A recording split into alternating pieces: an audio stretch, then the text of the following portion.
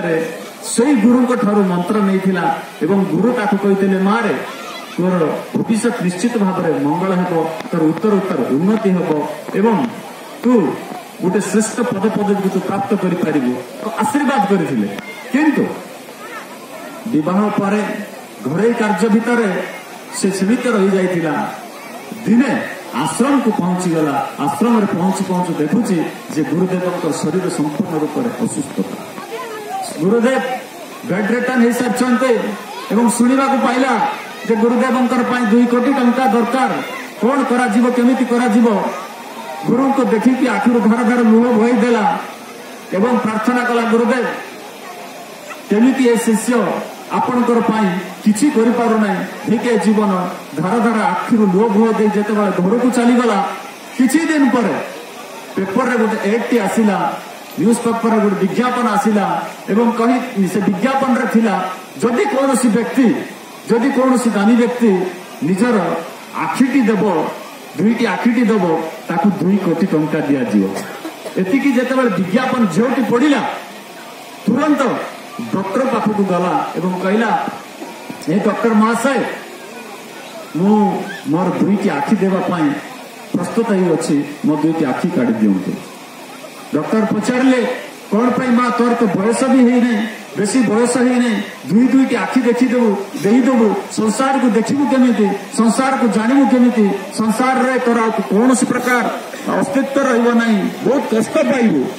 ଉତ୍ତରରେ ସେ କହୁଛି, ନା, ମୋଠୁ ଏ 2 ଆଖି ଯେତେବେଳେ ଆପଣ ନେଇଯିବେ, ସେମିତି ଜୀବନ ତମାମ ମୁଁ କଷ୍ଟ ପାଇବି, ସେମିତି ଜୀବନ ତମାମ ଯୋଉ କଷ୍ଟ ପାଇବି, ସେ କଷ୍ଟର ମୋର ସେମିତି କିଛି କଷ୍ଟ ହବ ନାହିଁ। କିନ୍ତୁ ମୋ ଗୁରୁଦେବ, ମୁଁ ଯାହାଙ୍କ ଠାରୁ ମନ୍ତ୍ର ନେଇଛି, ଯାହାଙ୍କର ଆଶୀର୍ବାଦ, ଯାହାଙ୍କର କୃପା, ଯାହାଙ୍କର ମାର୍ଗଦର୍ଶନ ରହିଛି, ସେ ସଂସାରରେ ବଞ୍ଚିବାର ଅଛି। ତେଣୁ ଆପଣ ଦୟାପୂର୍ବକ ମୋର ଆଖି 2ଟି ନେଇଯାଆନ୍ତୁ ଆଉ ମୋ ଗୁରୁକୁ ଆପଣ ଭୁଲ କରିଦିଅନ୍ତୁ।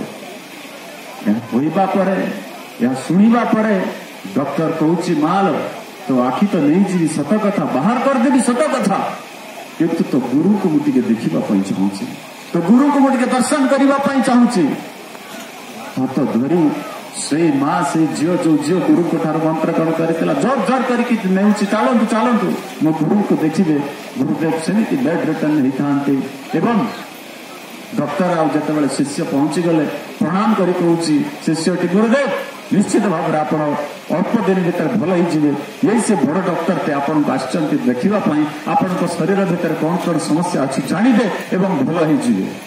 ଡକ୍ଟର ପଚାରୁଛନ୍ତି, ଆପଣ କଣ କଣ ରୋଗ ହେଇଛି, କଣ ହେଇଛି, ସବୁ ବିଷୟ ଆଲୋଚନା ହେଲା ଏବଂ ଝିଅକୁ ପଚାରୁଛନ୍ତି, ଗୁରୁଦେବ ମାରେ ଏତେ ଟଙ୍କା ଆସିବ କେମିତି, ଭଲ କେମିତି ହେବି ମୁଁ? ଝିଅଟି କହୁଛି, ଗୁରୁଦେବ ଆପଣ ସେଥିରେ ଚିନ୍ତା କରିବାର ଆବଶ୍ୟକ ନାହିଁ, ଆପଣ କୌଣସି ପ୍ରକାର ଚିନ୍ତା କରିବାର ଆବଶ୍ୟକ ନାହିଁ, ଭଗବାନ ଦେଇଛନ୍ତି, ଆପଣଙ୍କର ପାଇଁ ଟଙ୍କା ମୋ ପାଖରେ ଯଥେଷ୍ଟ ଅଛି, ଆପଣ ଚିନ୍ତା କରନ୍ତୁ ନାହିଁ। ଏତିକି କହିଦେଇକି ଯେତେବେଳେ ଶିଷ୍ୟ ଆଉ ଡକ୍ଟର ଗଲେ, କ୍ଲିନିକକୁ ଗଲେ, ଡକ୍ଟର କହୁଛନ୍ତି, ମାରେ ତ ଗୁରୁଙ୍କୁ ଦେଖିଲି ଆଉ ତତେ ବି ଦେଖିଲି, ମନେ ରଖ ମୁଁ ତୋର 2ଟି ଆଖି ନେବି ନାହିଁ, କାଢିବି ନାହିଁ, କିନ୍ତୁ ତୋ ପାଇଁ ତୋର ଯୋଉ ଗୁରୁଙ୍କର ପ୍ରତି ଯୋଉ ଅଖଣ୍ଡ ଭକ୍ତି, ଯୋଉ ଶ୍ରଦ୍ଧା, ଯୋଉ ସେବା, ଯୋଉ ତ୍ୟାଗ ରହିଛି, ସେ ତ୍ୟାଗ ପାଖରେ ମୁଁ ନିଜର ମଥା ନୁହେଁ ଦେଇ ତୋତେ ମୁଁ ଡୋନେଟ୍ କରିବି 2 କୋଟି ଟଙ୍କା। ତୁ ବି ଭଲରେ ରହିବୁ, ତୋର ଗୁରୁ ମଧ୍ୟ ବଞ୍ଚିଯିବେ ଏବଂ ଉଭୟଙ୍କର ମଙ୍ଗଳ ହେବ।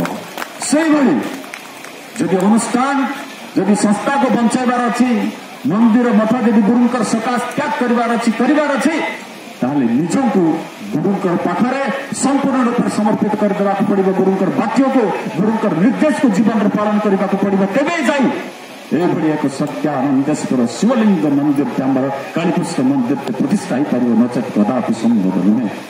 ଧନ୍ୟ।